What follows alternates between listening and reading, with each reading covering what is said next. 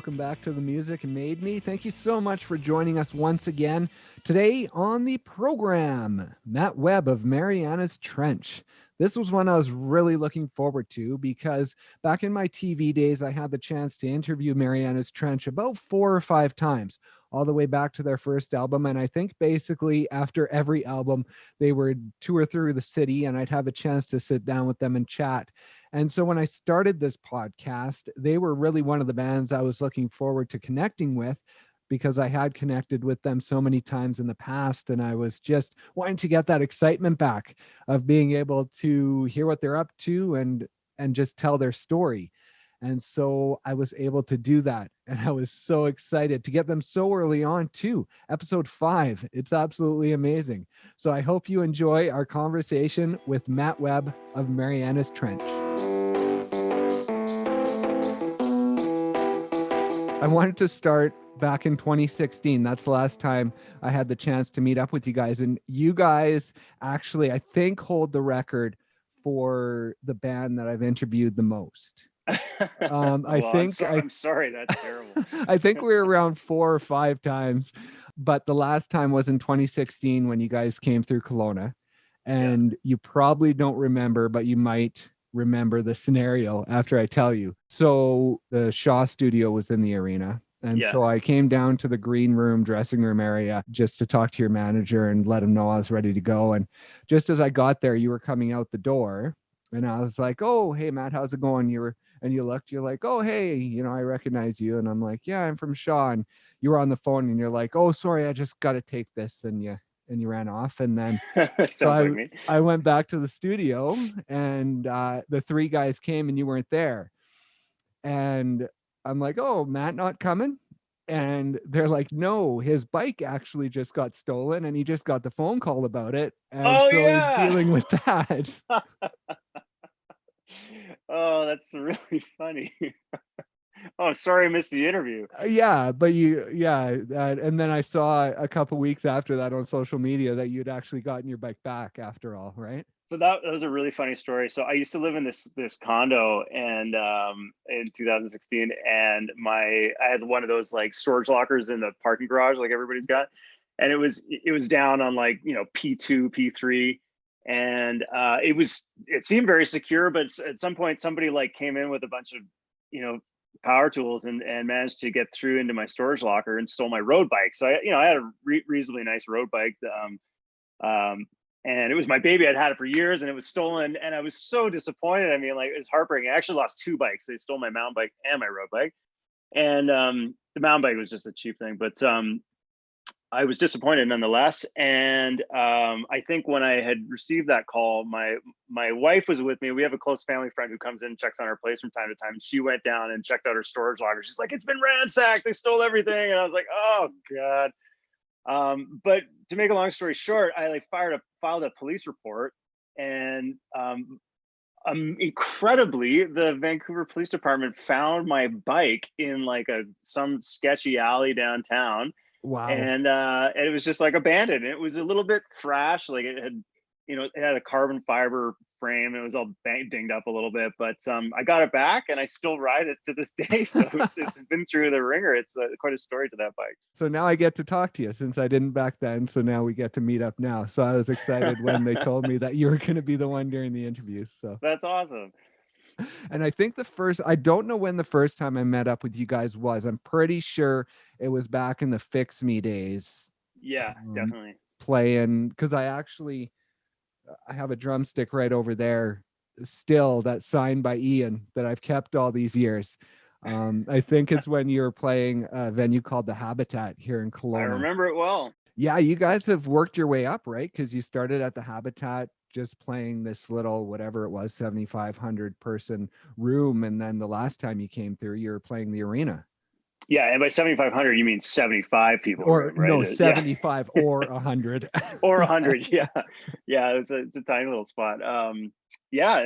I mean, we've been so fortunate throughout our career to see growth in so many places. And we definitely started from the very beginning playing shows for just our parents and 5 or 6 people, and then to arenas, and Yeah, I've been very lucky, man. I don't know why it worked out that way, but it did for some reason.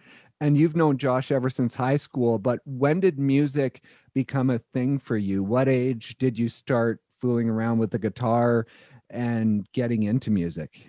I was my parents put me into piano lessons when I was pretty young. I can't remember exact age, maybe 5, 6, 7 around there.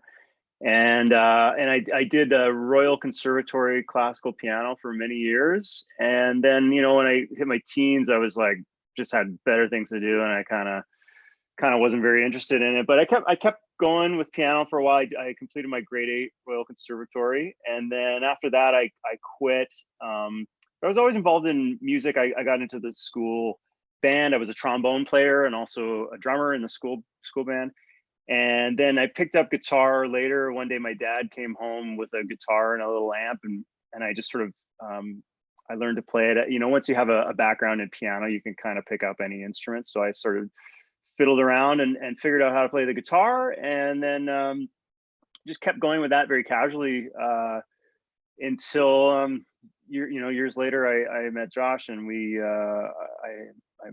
I actually, it's sort of a long story, but I was writing songs, and he had a studio, and he asked me if I wanted to record some songs, and we got to working together. And then one day he just asked me to join his band, and I was like, cool. So, and then I started, I don't know, a lot of people don't know this, but I was originally the keyboard player in Marianas Trench. We were a 5-piece. And then I took over for guitar when we went through a bit of a line adjustment, or personnel adjustment, and then that was in, like, I don't know, 2001 or something. So since then I've been playing guitar.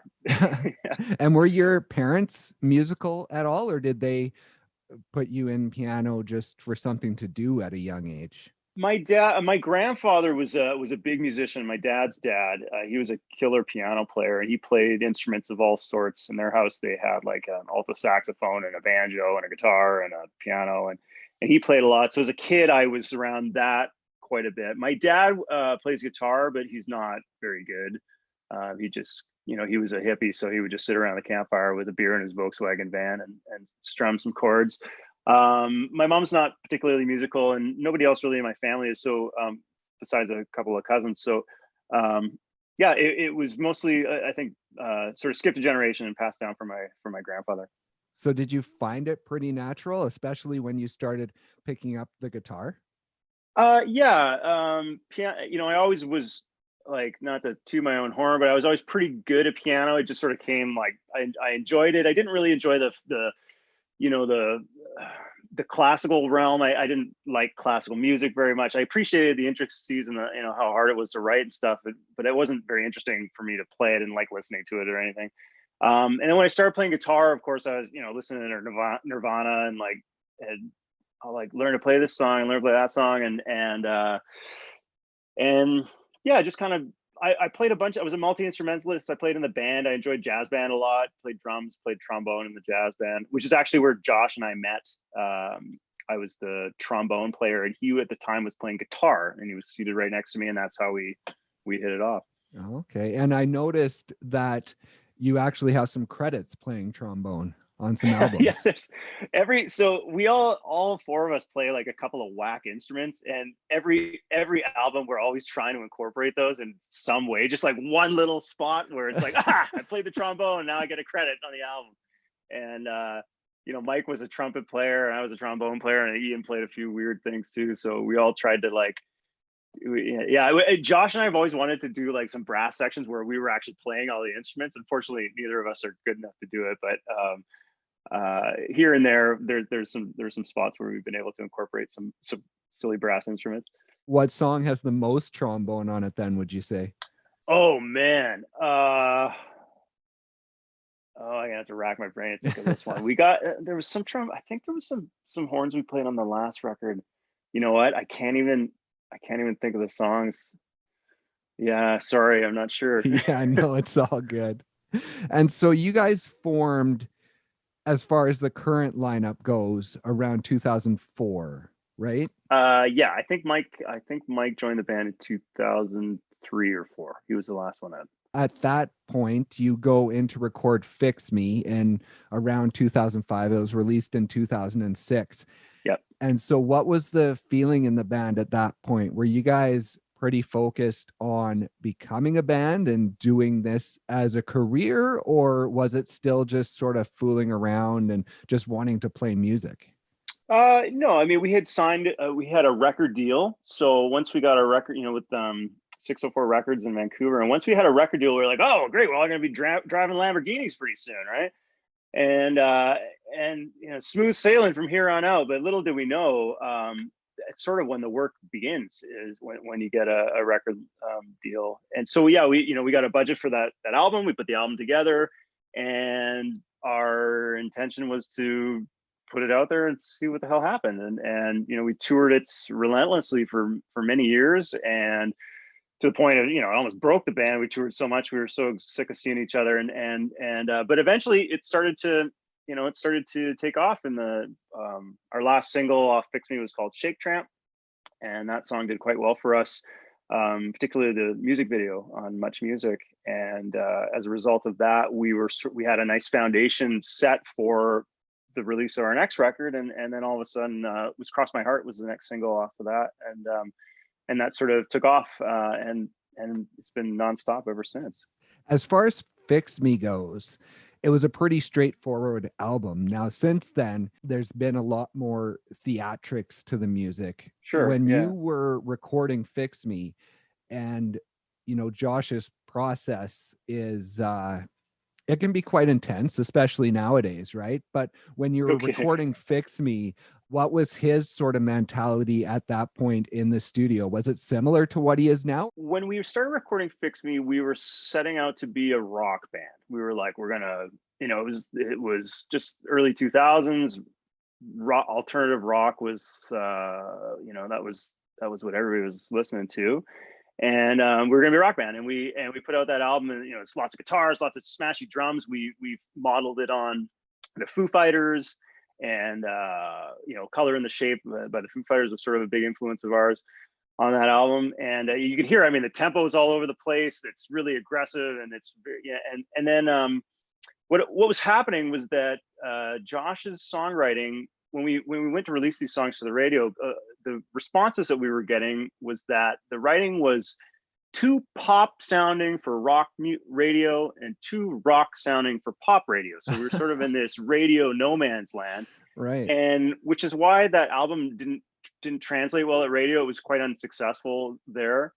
And we realized that we were going to have to sort of move in one direction or the other if we were to, continue to do what we were doing, and to be fruitful, to make some money from it, because we wanted to do this. This is where we want to make a living at it. And at the time, rock music was kind of like on its way out a little bit. So Josh sort of geared his songwriting in a little more of the pop direction, which was always the way he was going anyways.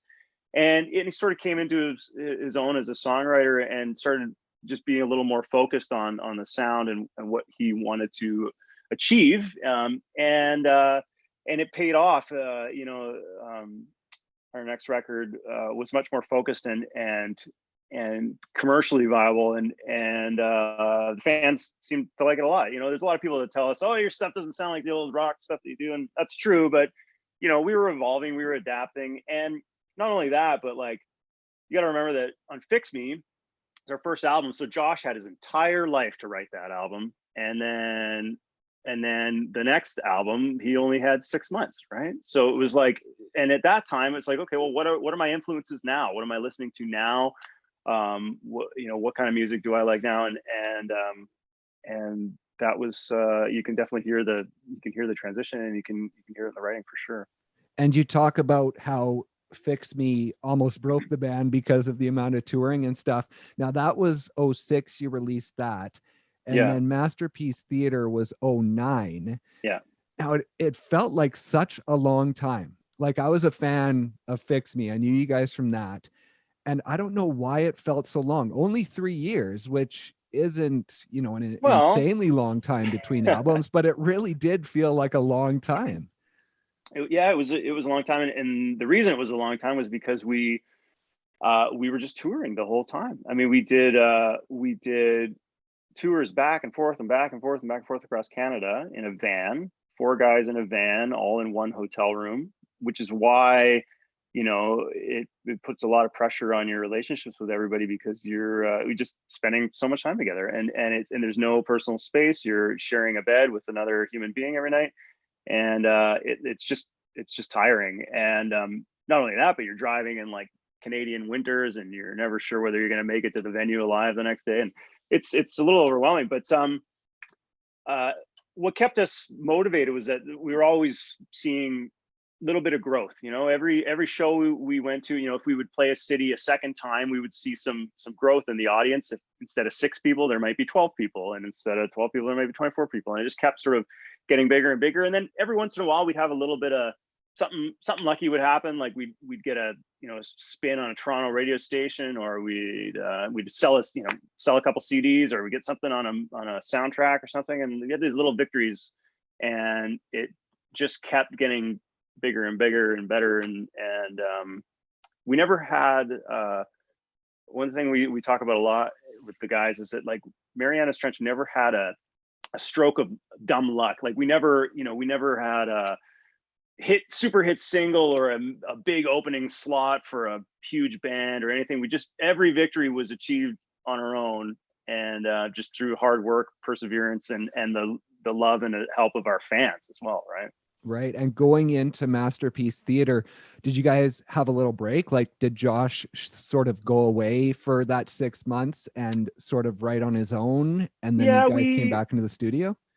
Yeah, we took a little bit of time off after some of the tours, and then just kind of didn't see each other for a while, and then remotivated ourselves, and got back in the studio and started working again. And Masterpiece Theater is quite ambitious. So when Josh started bringing stuff to you, what did you guys think as a band, as far as how sort of monumental it was sounding as compared to Fix Me? Yeah.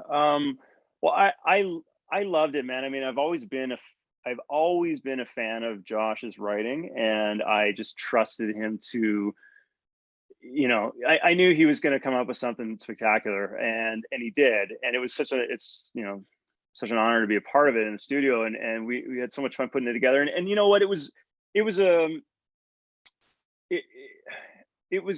good because it was focused, and we recognized that there was potential there to be successful, to make a living, to tour, and it was, we needed to do that in order to live the life we wanted, and it was the right move to sort of go in that direction.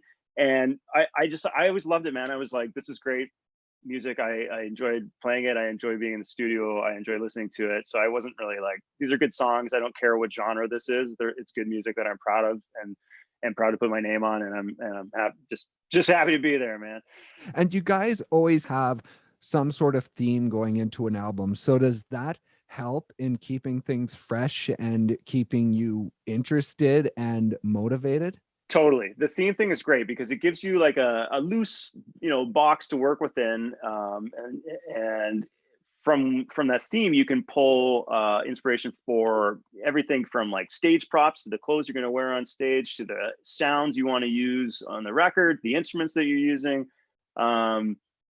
And it just, like, I'd never thought about doing that before, but Josh was sort of into this whole idea, and it started to make a lot of sense to me. I was like, this is smart, because then problem with like creative people is you're just like inspired by everything, and you get so, like, there's so much coming in, and it's hard to sort of like focus it. And I think when you're working within a theme, then all of a sudden you've got these loose boundaries that you can work within, and it makes it fun. And you're like, okay, well, I'm gonna stick to this. So what do I do now? And that's how we did it. And when I've talked to Josh in the past, he's talked about just the music that's in his head. And sometimes when he brings it to you guys, it's just this whole mash that he's trying just to spit out of what he hears in his head. So is that an interesting process sometimes? It's hilarious, man. Yeah, it's he'll come to me and be like, dude, so like picture this drum beat, like doom doom doom doom doom, doom. And I'm like, okay, I got it. It's like, now this melody, like, I don't understand, Josh. You got to put this down on paper for me. I don't know what the hell you're talking about. And so and when you first hear Josh's ideas, they're so crazy, and and you'll, especially when we're starting in the studio, because what he'll do is he'll just draw out like a guide guitar track or drum track or something, and then just have some, you know, piano certain parts over top of it, and you listen to it and like you're like, this sounds terrible, what are you doing? And then slowly all these layers get added and these pieces come in, the puzzle comes together, and you're like, oh, that's what you meant, and it all makes sense. But and the funny thing is that at the beginning he's got that all in his head, so he hears everything, but nobody else understands that. So you know, you just have to kind of trust that he knows what he's doing, and obviously he does. So does that make the process a little scary, or does that make it a lot more fun than if you just had to go in and kind of track your guitars the way they're written down and not have to deal with that? It's great. What's nice is that, you know, Josh has sort of got the blueprint in his head, and then he comes into the studio with the rest, Mike and Ian and I, and we like, okay, well, let's put this together. And then we start chipping away at different parts and different pieces, and until it becomes Marianas Trench. And it's a lot of fun. I never, like, you know, I like I said, I've always been such a giant fan of Josh's writing that I just trust whatever he's got in his brain, and I'm just there to help bring it to fruition.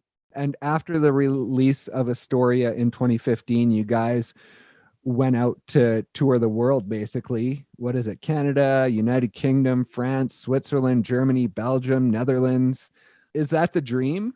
Yep. that is the dream.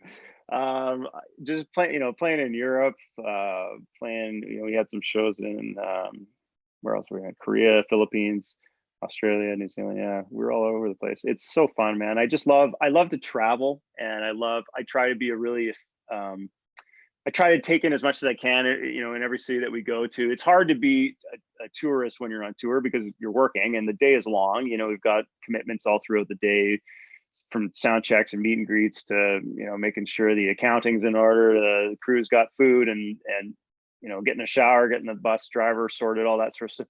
But if you can be efficient with your time, get up early, you know, every city's got some kind of restaurant to eat at or some site to see, and I typically will like try and, you know, get out of bed first and roll to whatever it may be. The alternative is you can like just drink a lot and sleep in and do nothing, you know, and I think that a lot of people like to do that, and I'm cool with that. But for me, it's more like dial the booze back a bit, and so that I'm happy getting up first thing in the morning and enjoying my day and living life. Yeah, really staying present, right? Because I imagine if you kind of go the partying route and the sleeping in route, you won't know where you are. Like it'll just be the same old day every day. Yeah. Yeah. And it, you know, that was fun for a little bit when we were a bit younger, but nowadays I'm like, I'm not interested in that, man. You know, for example, the last time we were in Europe and we were, I got a great story. We were playing in Munich, I think, or at least we had a day off in Munich. I don't know if we played there. Maybe we played there, but I like BMWs. Okay, I'm a BMW fan. So the BMW museum is in Munich, Germany. So I decided when the tour bus was rolling into Munich, first thing in the morning, it was about 8:30 in the morning. I asked the bus driver, so would you mind dropping me off at the BMW museum? Because it was on the highway on the way into town. Oh, okay. And he said, no problem. So the tour bus pulls over at the BMW museum, and I get out and I'm like, awesome. So I go and I like walk through this beautiful museum, and I look at all their, you know, their beautiful cars and airplanes, because they're an airplane company back in the day. And then at the end of the tour, there's like this, you go to this showroom where they have all these brand new BMWs and Rolls Royces and stuff. And I'm just dreaming of these cars that I could never afford. And then I noticed at the end of the showroom, there's like a little rental car desk. And I walk up to it, I'm like, excuse me, like, what's the deal here? And the guy speaks perfect English. He's like, oh yeah, well, you can just rent whatever BMW you want. And I was like, is it expensive? And he's like, no, not particularly. And so like, I don't know if you're a car guy, but like BMW makes this thing called the M5. Okay, right. It's got like 600 horsepower, and it's like the fastest 4-door car in the world. And I was like, could I rent one of those? And he's like, yeah, man, no problem. And it was only like it was a couple $100, but I think it was like no more than $200 Canadian for 3 hours. And that's a lot of money, but to rent your dream car in Germany, I was like, I'm going to do this. So I rent this car, and then I get like, I hop out of the BMW museum, and you're literally like right onto the Autobahn. Right. And you can just drive as fast as you want. And the guy was like, tell you what, I'll pre-program in some destinations. He's like, do you like apple pie? I was like, I like apple pie. He's like, okay, we'll go to this place. So it's like a 150-kilometer drive to this place. I'm like, 150 kilometers, this is gonna take me all day. And the guy's like, no, it's not. And so I get onto the Autobahn and I'm driving this 600 horsepower BMW at like 200 kilometers an hour. And I'm like, "Ah!" and then I get there and I'm like, oh, let's have a slice of apple pie, stare at the German Alps for a little while, and then head back to the bus. And it was like the greatest day of my life. Wow. So the moral of that story is that there is so much fun to be had, like beyond the actual show and the job, if you just like are motivated to try and find these opportunities, right?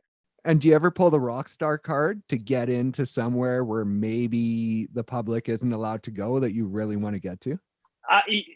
Very seldomly, maybe. I mean, it doesn't work most of the time because, especially when you're not in Canada, because nobody knows who the hell we are. But every once in a while, get away with a little bit of murder. But yeah. Is there one you can think of? Oh boy, the top one that like is something that you wouldn't have done unless I'm sort of we had a funny one happen in London, England one time when we went to a Gordon Ramsay restaurant at a very schwanky hotel called the Savoy. So in London, there's this beautiful old hotel that's been there like since before wartime called the Savoy Hotel. My grandmother used to go there, like, or used to dream about going there. She grew up in England, we went there. And so Gordon Ramsay has a restaurant there at the Savoy. It's called the Savoy Grill or something. It's super schwanky, super expensive. And we're like, okay, well, when in London, we're gonna go and check this out. Right. So we go to this restaurant and we're with Josh, and Josh's last name is Ramsay. So we check in, and he's like, he's the only, it was complete fluke. Like, he happens to be the first guy in line for no reason other than that he's just standing there. So he walks up to the clerk or the hostess and says, I'd like to come for dinner with my friends here. You know, there's 8 of us. And they're like, what's your name? And he's like, oh, it's Josh Ramsay. And they're like, oh, Mr. Ramsay, hold on one second. And then like 2 seconds later, we get escorted into this, like, the Queen's booth in the kitchen, where it's like this beautiful, you know, private dining area where we've got this view of the chefs and the steaks and everything that they're doing. And it's like, you know, Marilyn Monroe has been there and the Queen of England eats there. And I'm like, okay, why the hell are we in this room? And we never quite figured out why, whether it was like they thought he was of some relation to Gordon Ramsay, the owner of the restaurant, or was it that they actually knew the band and they recognized us and they didn't say anything about it? To this day, I have no clue. Oh, really? All I know is that we had like the meal of a lifetime, and it cost a mortgage payment, but they took, like, you know, they're like, oh, we'll cover this for you, cover that, and you know, it still was gazillions of dollars. But it was again one of these opportunities that just like it was crazy, man. Like, it's a story I'll be telling my children one day. Yeah. And another story before I forget, I want to talk about MuchMusic, the MuchMusic Video Awards. You mentioned MuchMusic before. Who always came up with the entrances? It was awards? A group decision. We were just like, we would sit down a couple months before the MMVAs and be like, all right, what are we going to do to top last year's entrance? And we would just come up with some ridiculous idea, and we'd be like, okay, can we zip line from the top of the CN Tower to the MuchMusic building? And then, or okay, no, we can't do that. All right, can we rappel from a helicopter onto Queen Street from above the MuchMusic building? No? Okay. And then we would just keep going down from there until eventually we figured out something that we didn't necessarily require any expensive permits for, or wasn't going to put our lives in any sort of immediate danger. And usually it was some kind of really uncomfortable, inconvenient, embarrassing outfit related thing. And whatever it was that really put us the most out of our comfort zone was the idea that we would choose. And from there we would just figure out how to do it and show up and embarrass ourselves. And did you have to clear it through MuchMusic before you did it? Occasionally we did, and occasionally we didn't. Sometimes they knew what we were doing, and other times we would just sort of keep it on the DL. And usually they appreciated it. Other times, when we didn't tell them, they didn't. There was one particular entrance that we did where, for whatever reason, just Josh and I went to the MMVAs, and we had a pillow fight with some like models on a bed. And it was really like very, looking back on it now, maybe it's it was a little over the top. But what happened was that we had these like feather pillows, and the host of the MuchMusic host, like gosh, I can't remember his name, Tyrone, jumps onto the bed with us and proceeds to like get in on the pillow fight. Little did we know these are like feather pillows, and they exploded as we hit each other.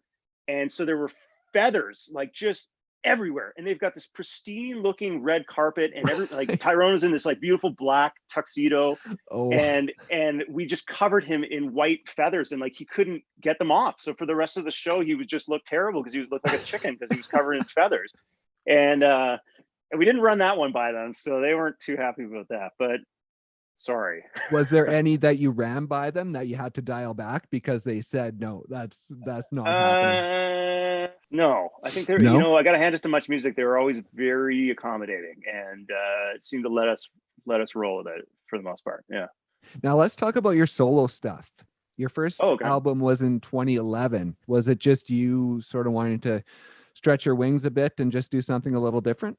Yeah, exactly. I just had some time. I was, I'd always been a songwriter, and I was like, I'll just put out some stuff. It wasn't, it was like, it was just something to do. Honestly, I wasn't really concerned with how it reacted and whether, it wasn't depending on it for financial reasons or anything like that. I just, I just wanted to try it out, and it wasn't super well received, and it was never like I didn't really care, to be honest with you. I was just kind of like, I'm gonna put up some songs and see how it goes, and I might do it again sometime, but I might not. I just whatever. It was just something to do to pass the time.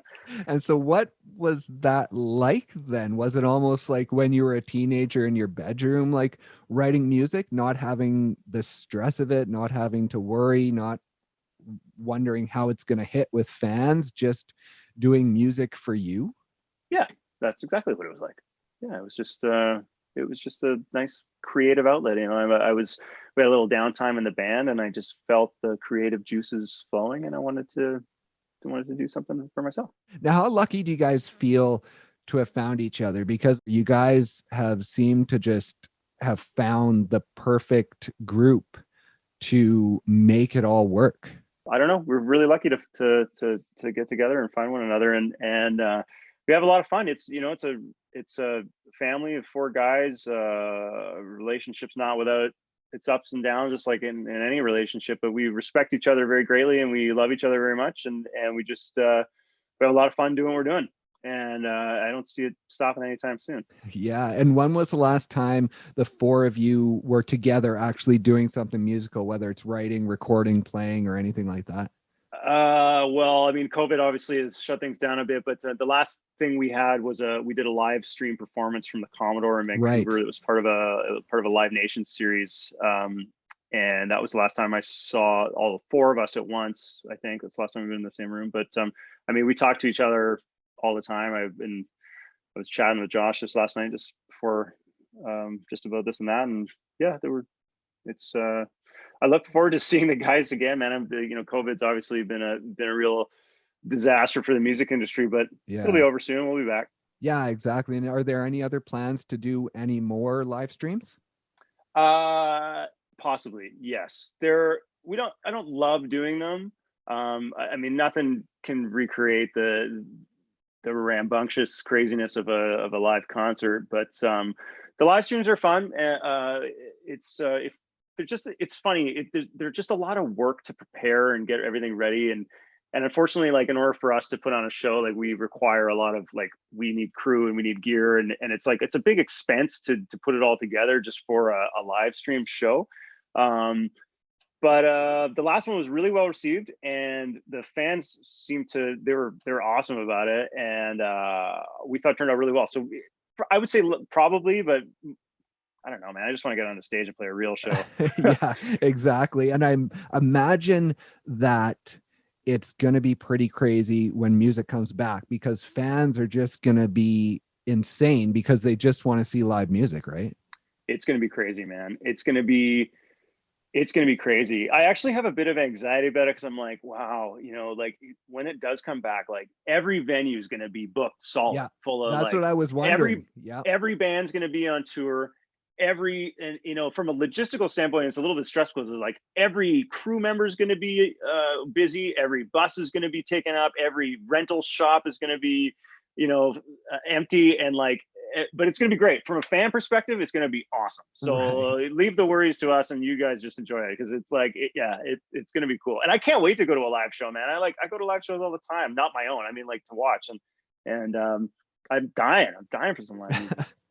And Phantoms hit in 2019, and you guys had a chance to do a pretty extensive tour for it. So did COVID halt that, or were you guys kind of at the tail end and kind of going into thoughts of the next album? We were at the tail end. We were at the very end of it. We had a couple shows. I think the last show we played ever was in Halifax, sometime in January or February of 2020. And we had a couple of East Coast dates because we hadn't made it out far east on the Phantom cycle, so we had to get out there for a few shows, and then that was it. Our plan was to shut down and start working in the studio, and then COVID happened. So yeah. So is Josh continually writing? Are you guys talking about that? Yeah, we're talking about a lot. We haven't been in the studio together yet, but Josh has been.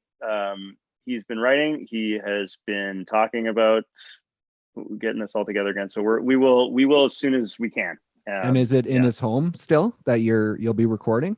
No, we do have. He has a studio out in an industrial area in Vancouver that we work out of all the time, and we'll also probably work out of his. He actually moved recently. He moved through COVID, and we'll probably work out of his new place too.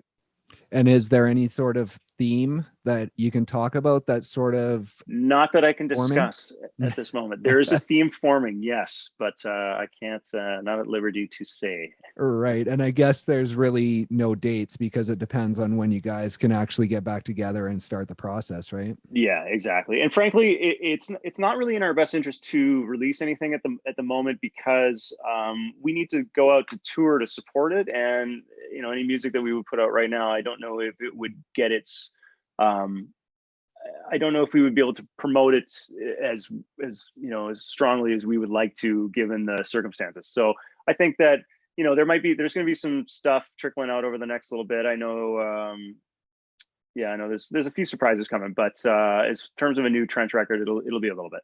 Like you say, every album there's a different theme, so it's not like you're getting bored with everything. So does the excitement just sort of rejuvenate every time you go into a new album and that process? Yeah, this band is never boring. It's not a boring job. I'm excited. I love what I do. I'm so lucky to do it, and I just can't wait to see the guys. They're my family, I can't wait to be in a studio working together, be on the road together.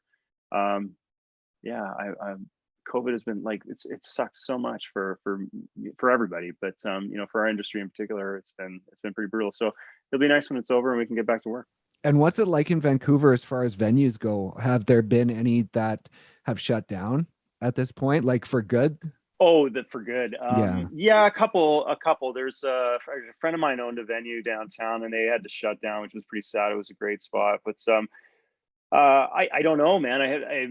We'll see what happens once everything gets back to normal. Who's been able to tough it out? Like you say, when music does come back, like pretty much every artist out there is going to want to tour. So it might be an opportunity for more venues to pop up, right? Absolutely. Yeah. Well, yeah, thanks so much for taking the time. I really appreciate it. Like I say, I've loved talking to you guys over the years. You're all the way from Fix Me onward. I've just been thrilled every time you guys have rolled through town, and I've had a chance to catch up with you and just talk about the current project.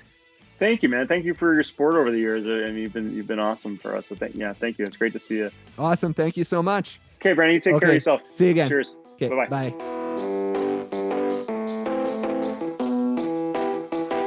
Thank you guys so much again for listening. We really appreciate it. We hope that you will like, share, subscribe, follow us on whatever streaming service you're listening on, and be sure to join us next time when we'll meet up with musician Ben DeHaan. Until then, have a great day, and thank you for listening to The Music Made Me.